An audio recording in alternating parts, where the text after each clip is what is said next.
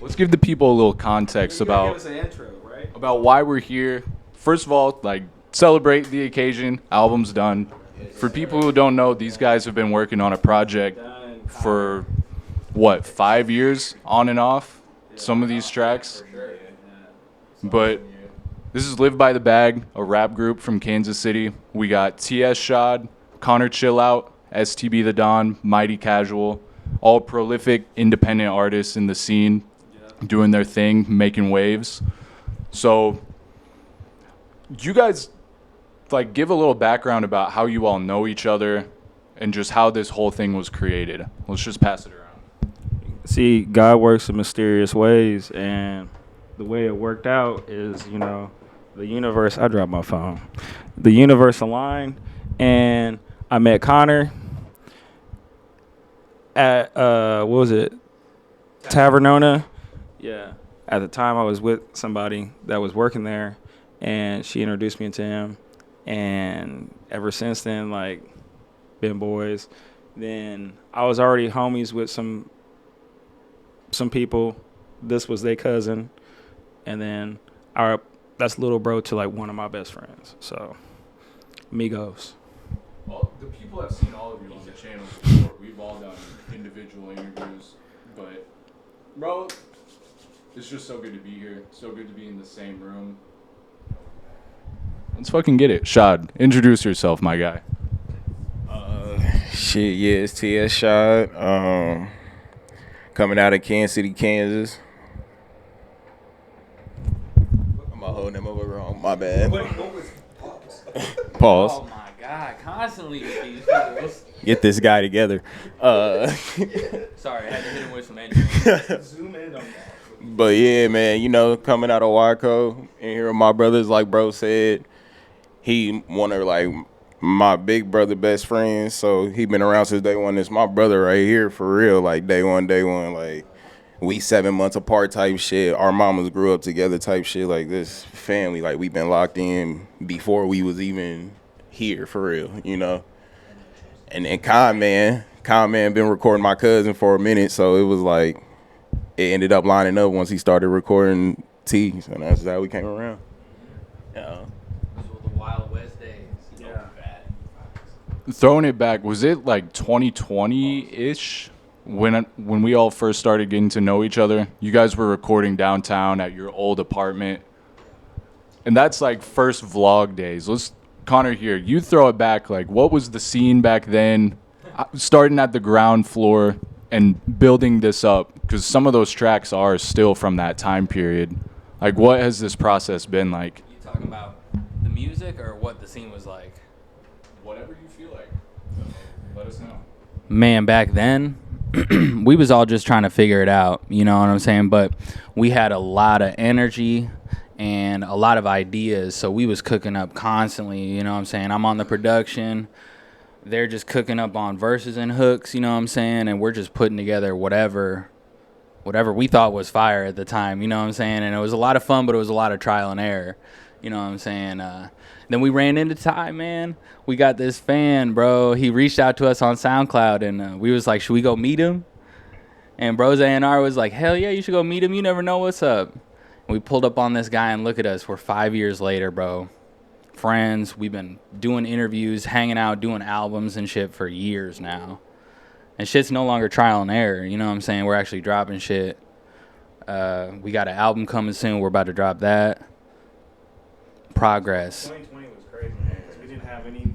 All we had was us. No cap. We was locked in that apartment. Yeah, it was just, 2020 is really when it just, when Live by the Bag even was created. You know what I'm saying? That was when that was really when it started. You know what I'm saying? The beginning of that year. I remember. What was the building? You gotta give. Oh, 10th and Grand. Yeah. 10th and Grand building, downtown. I remember the first conversation. It was me, Connor, and Mighty, just to lock in, and just take it. You know, try and see what we can do.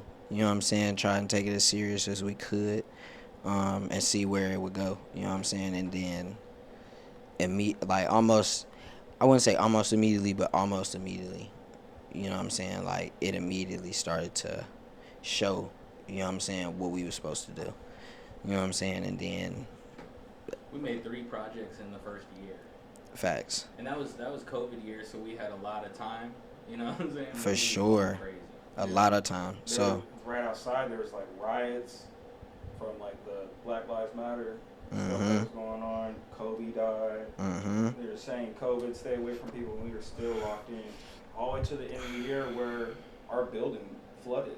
Like, I Facts. was living on the 10th floor of Connor's building, and I would just come down to the 5th, and we would just like cook or whatever. And Dom Chronicles stayed across the way, and like it was just a different time, man. Like, it was just a different time. It was just like when I first like got into this stuff, it was like 09 and 10. I was shooting videos for people in the city, and I was taking pictures and like making funny Facebook videos and all that stuff. And like I never thought it would get to the point where I was like, I'm gonna actually get some songs done. My first song with him, Strip Club Anthem, you can go listen on SoundCloud. It's my first song with him and Connor.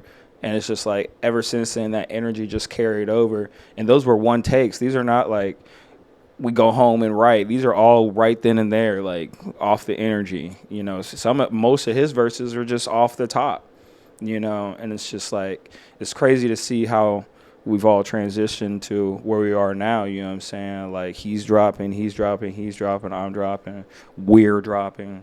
Like, you know, it's exciting to be alive right now, you know what I'm saying? So, yeah. Get this back to the man. Ton of work put in, obviously, and there's so much that I respect about each one of you guys. Shaad, you're an incredible writer. Connor, obviously multi-talented as an engineer, producer, as an artist yourself. T, you say some of the craziest things that I just wonder, how did you even come up with that? Jamal, you bring crazy energy to every session. And it's a good group of guys, and how important that is to be around people who have your back, to be around people who love you, who you know their family. Because we kind of touched on this earlier outside before we started recording, but the perils of social media, of the internet, and just having a strong local community, having friends that have your fucking back, you cannot buy that. No amount of followers can give you that. No amount of clout can give you that. It can only be attained through hanging out all the time, putting in work, going through the good times, the bad. So I'm just so proud of you guys for staying patient, staying dedicated, and grinding it out. Like, really, I hope you guys have taken a little bit of a second to pat yourselves on the back and reflect on how far you've came. Connor, you wanted to say something? Screw these guys. These guys ain't my family. Ty's reaction. That's true, though. Ty's reaction is crazy. Ty's No, I'm playing. You know I'm playing. We treat this shit like Dominic Toretto family. You know what I'm saying? I was just trying to break the have fun. I feel the same way though. Because like who you actually work with on this type of shit, who you give your energy to, that is so key and so important. And just for you guys to have not switched up, even on me, because like I was in and out of the state, got a kid now, like everything is different. But this table, it's still exactly the same, and that's how I know you guys are lifelong friends. How I know we're still going to be doing this shit 10, 20 years down the line, and it's just going to continue to rise. So like yeah, like Connor said though, like this real like family shit though, for real. Like I don't know, we done really came from some shit. Like it done really show we done really been through some shit together. Like everybody done argue with each other, like in ways where you think motherfuckers will fall out, but that show you just how like real our friendship is, like how real this brotherhood is and all that shit all together. Like how we came up together, like we just thought we just grew up on some shit where our mamas and shit was friends coming down the line. Like we figure out like we really cousins through blood, like through, you know, shit like that. So it just like, it just established shit more and more and more. And then like bro became a brother to me, just how close he been to my brother. Like, we real family dominant over here. Like, this shit ain't like it ain't like friends for real. Like, we really just like this real family shit. Like, we really go through shit together. We really talk about shit together. Like, not no bullshit. We ain't on no like, oh, what we finna do today. Nah, we really be like getting each other's ass. Like, what you doing, bro? Like, you fucking up. Or even when you doing good, like, nigga, you doing good. Keep going. Like, and I think that's what like really established us from like then to now. Like, how we really stuck this shit out. Like, I done grew around, because they could tell you like I wasn't the one that was even around at first. Like, it was really just these three. Like, these three was really the ones. I just started coming around because I'm always with bro. Like, and then like it just really turned into what it done turned into now. And, yeah. And you came so far too, because I remember you used to not put anything out, and now you've got straight up just classic track after track after track in the clip, ready to go. Really the same with all you guys. I mean, T, you have put out a ton of music over the last couple years. So, like, do you guys want to talk about your process of being locked in? Because you've been heavily involved in every one of T's projects. Well, I'll let T speak on it for real. Yeah. He's the mastermind. For real, it's just shit.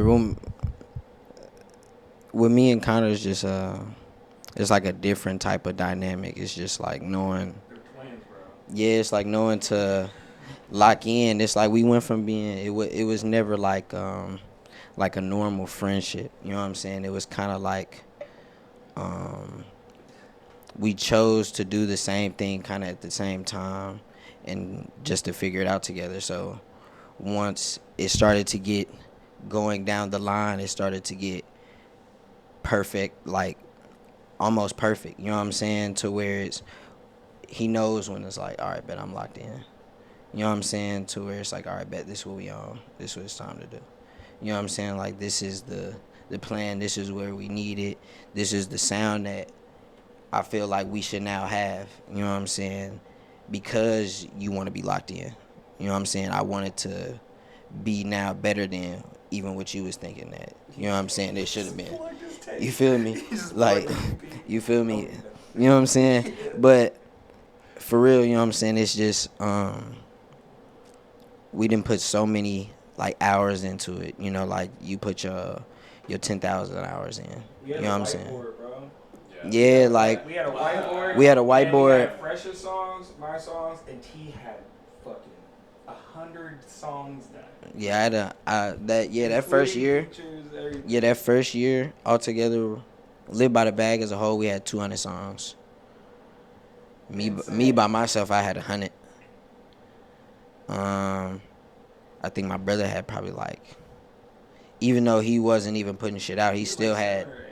He had a, you know what I'm saying? So it's just like whenever it's time to lock in, it just is locked in, and it's just like Connor gets the process. Like, I've recorded with other people, you know what I'm saying? But it's like Connor just gets the process, you know what I'm saying? A lot different, and I think that's because we was cooking everything at the house, you know what I'm saying? So it's like we cooking the meal together, you know what I'm saying? Instead of me taking like a partial meal to somebody else to help me finish the rest, you know what I'm saying? Because now you got a different idea on what you want the rest of the meal to look like, you know what I'm saying, compared to what I'm thinking, you know what I'm saying? So it's like a lot of times shit like that don't mesh, you know what I'm saying?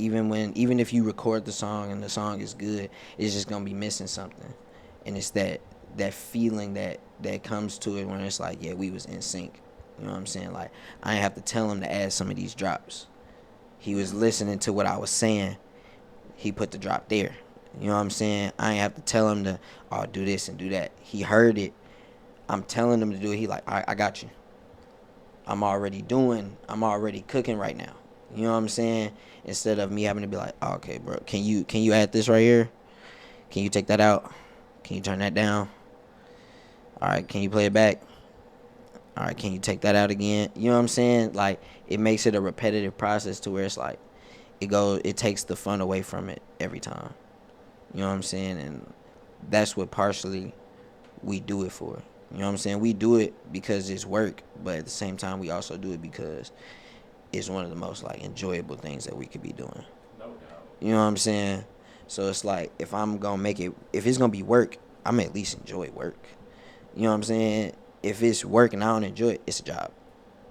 You know what I'm saying? Yeah, this is So one group to hang out with every single time. It's like I so look forward every time I see you call me or we just get together because I know like, this is rare in the real world. For sure. We've all been out in the real world where you gotta put on your face or go do whatever you gotta do during the day. So when you can hang out with your bros, and so many people don't get that, like whether they just don't have friends or they don't have hobbies like this or talent, or they haven't put in enough work to be respected enough to get into these rooms.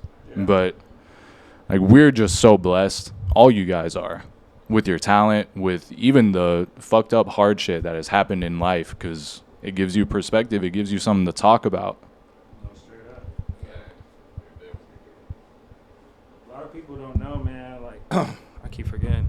A lot of people don't know. Like bro went to New York. Like he had a whole A&R. Went to New York, did his whole thing out there. I was going through some relationship stuff, and I had just bro and all his bros. Like we would just go hoop all the time, and we still hoop. So y'all can get it anytime. My number is 913-212-6336. That's all I wanted to say. BTA. Well, what do you guys want to touch on in particular? Like this project that we have coming out? BTA. Everything we doing right now is we're showing you who we are, and like you're gonna have to just deal with it. I mean, like whether you like it or not, because bro, we've integrated ourselves into the city in many ways. We have made some real authentic relationships. Shout out to everybody that's came into dealings with us. But it's time now. Like we let everybody have their time, and it's our turn to do what we're supposed to do, and it's on us. You know what I'm saying? We're not asking for no help. This is all we got. This is all we're gonna do. You know what I mean? And that's what this album is for. It's for people that's been there this whole time. You can listen, but new listeners too. You know, not just in Kansas City, but just global. We're trying to do some crazy stuff, bro, because I feel like there's no genre in rap or subgenre in rap that we can't touch at this table. You know what I mean? And rap means a lot to us. Like, bro used to grow up watching music videos all the time. You know, his brother's literally music. Like, we call him music, you know, before Cardi. Like, he's music. Like, he knows every genre. He appreciates every genre. And it's just like, bro, like, this is a deep-rooted group because since I'm older, I got to have multiple runs with separate groups of people, and we got to get to a certain point, but I realized what I couldn't take away from that was the friendships. And I was like, fuck the rap shit, that shit's icing on it. Like, we're gonna get great by our repetition, but like having real foundation with these people, like that's my roommate now. Yeah. You know what I'm saying? Like this is my support system when I'm going through something mentally, you know what I'm saying? So it's just like you need to have that, because that's more valuable than any amount of money or anything. Because once you get all that stuff, you can share it with people who were there, because you have real bonds and real relationships. They don't need you for nobody here needs me for nothing. Nobody needs anybody for nothing. Connor has his own thing. Shaad has his own thing. T has a kid on the way. You know what I'm saying? His own thing. You know what I'm saying? He's building a whole kingdom. You know what I'm saying? Yeah. STBtheDON. You know what I mean? Like, for real, Charles. But like, you have a kid. You know what I'm saying? We're grown men out here. So it's just like, I'm really excited on, like, we're going to try to do some pillar shit for Kansas City. And shout out to the real top 5, Chris Calico, Tech 9, Ron, K Stylus. I can't remember who else I put on there. Rich the Factor. Like, and that's just me off top. There's so many people. I feel like we shouldn't be worried about top 5. We should be looking for all the 800 artists that are missing. There's tons of people in the city, bro. There's tons of people in the city. And I feel like if there's more than ever, like if we're discovering them and we keep them circling through the ecosystem of like, all right, if you know 100 artists, you can get them all come out to your show, bro. Make ticket like 15, 30, packed house. Bro, we run the bars. We run the market. It's not about your friend group. It's about outreach, too. When you're not working on an album, outreach. Everybody that raps, those are going to be your main listeners in the city. You know what I'm saying? Unless you're doing a country song and you pack in stadiums, you know what I'm saying? This is the market for country and EDM. Now it's about to be about rap because there needs to be more rappers that are getting attention besides your homies. And that's my whole thing on the top 5 shit. Is like, it should be top 100, top 500. Who we got? Because Atlanta got list, New York got list, Cali got list of people. It's not about just the top. It's about who's on the bottom too. Is the bottom person eating? Who's the bottom 3? Are they eating? Because if they're getting paid 3 bands off a verse, what does that say about the top? You see what I'm saying? Yeah. It's like, bro, that's how we should be looking at it. And that's all I'm going to speak on it. But, yeah, bro, like, yeah, we're coming this year. It's going to be BTA, bro. For real. Projects, albums, performances. Us personally, like our personal lives, growing. You know what I'm saying? That's what we're manifesting. That's all we want. We want growth, expansion, being able to handle major responsibility at the same time. You know what I'm saying? So we're just going to keep building on the foundation that we already have. So it is funny, those type of conversations, because rap is the only genre where it's competitive like that. Nobody has their top 5 rock and roll lists. Like, just no one cares. But rap is so unique because it's writing and it's so honest. Like, you can't get away with rapping about stuff that you haven't done because people will sniff it out eventually. And with the production side of it too, like, you want to be the best producer because that carries all of us further. The more placements that you get, the better everybody does. So it is competitive in that way. And you always say, get your personal life right. Get your personal life right first, your money right first before anything else, because that is the foundation for everything. And this group I haven't been here for all of it, but if we were to look at the last 5 years, everything has changed. There are people who are no longer with us. There's new life being brought into the world. So music is just one of the most timeless things that we can do. We leave our words behind. We leave our experiences behind. And there's no telling how just this project will impact other people. Because all that pain that you all went through, those experiences, somebody in Minnesota might be hearing it in their car, going through whatever they're going through, and it sparks something in their mind. So that's why music is so fucking important. Whether you're making $3 million off of it or 3 cents off your streams, I hope you guys never stop doing what you're doing because it will change the world in unpredictable ways. For real. You gotta be brave in your truths, bro.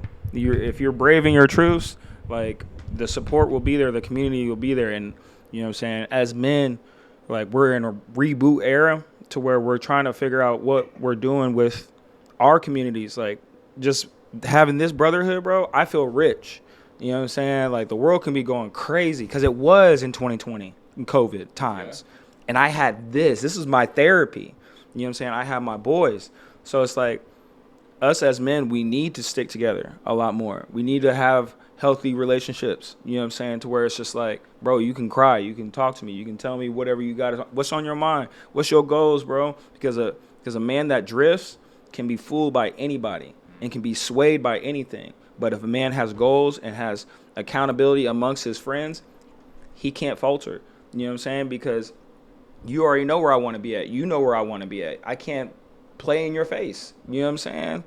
So it's just like, when you have that and have accountability around you, you can't do no wrong, no matter like how bummy you feel. You know what I'm saying? By the way, A Bum is coming out. It's my album I'm putting together. It's called Beautiful Underrated Moment. It'll be out everywhere. ConorChillOut engineered the whole thing. You know what I'm saying? It's a blessing. Dip said it's a blessing.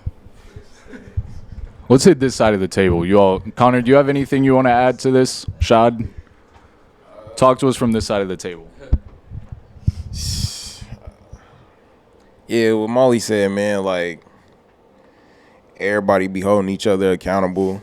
Everybody be, you know, like really want to see each other do better and keep going, and even understand when we ain't at our highs, and like still like, you know, rock out with you, you know, be there for you. Like that shit do like it go a long way, cause like you said, as you get older you lose people. Like shit, I can honestly say like my family structure ain't like how it used to be, but like I still got my family right here.